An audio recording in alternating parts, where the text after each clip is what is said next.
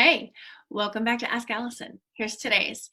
Hi, Allison, I have a question for you. I'm licensed and currently working for group practice. We've been doing telehealth exclusively since the COVID-19 crisis started, and I'm feeling comfortable and confident with telehealth. Given this and other financial considerations, I'm thinking more and more about making the transition to independent private practice and offering telehealth exclusively.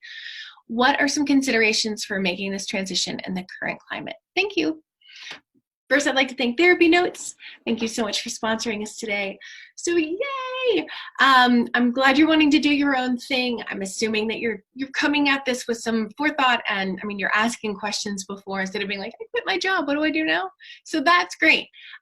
So if you haven't already, I'm going to suggest that you check out my free checklist for getting started at abundancepracticebuilding.com/checklist. It's more of which I's to dot and T's to cross, but I do my best to make it as not boring as it is thorough.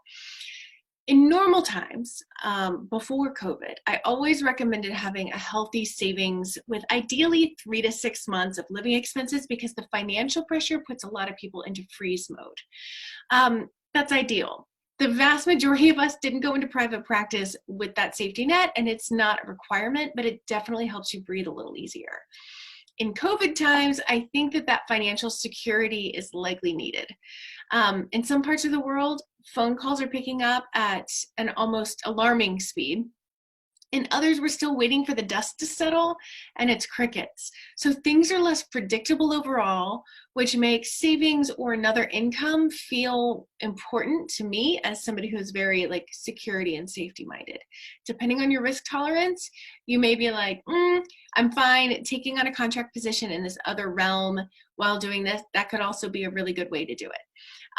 But if you don't have any savings, and you're wanting to jump in right now and you live in a community where everybody's phones are very quiet, it would make me very nervous for you. Another important factor is whether you're insurance-based or private pay. If you're insurance-based in your group practice and you want to be insurance-based in your private practice, there are some hoops you're going to need to jump through that can take some time.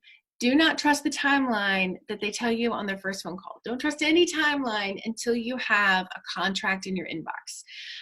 They told my husband that he'd be easily transferred in a matter of 2 weeks when he transitioned from the group practice he was a part of to his own practice, and it took 4 months. I do not want that for you if your goal is an insurance-based practice. The marketing is slightly different for insurance versus private pay. So I want you set up safely.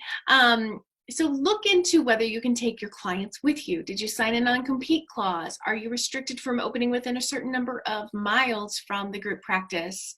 Or will you have to pay a fee for each client that you take? There are all sorts of arrangements, assuming that you want to bring your people with you, that you're going to need to know what your arrangement was with your group practice owner. So whether you're private pay or insurance, you're going to need to learn how to market your practice. Most group practices do the marketing for their clinical staff. I've seen it happen so many times that people bring their clients from the group practice into their own independent practice, and they are so busy with the clinical work that they don't notice that the phone literally never rings.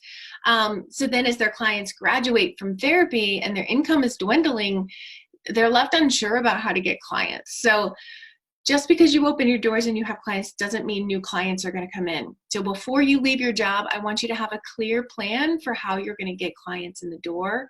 Maybe start acting on that plan, just depending on how busy you are. Some people leave and then they've got all the time in the world to implement. But I want you to at least have a plan before you turn in notice. If you're wanting to build as quickly as possible, then I want you to look into the Inner Circle.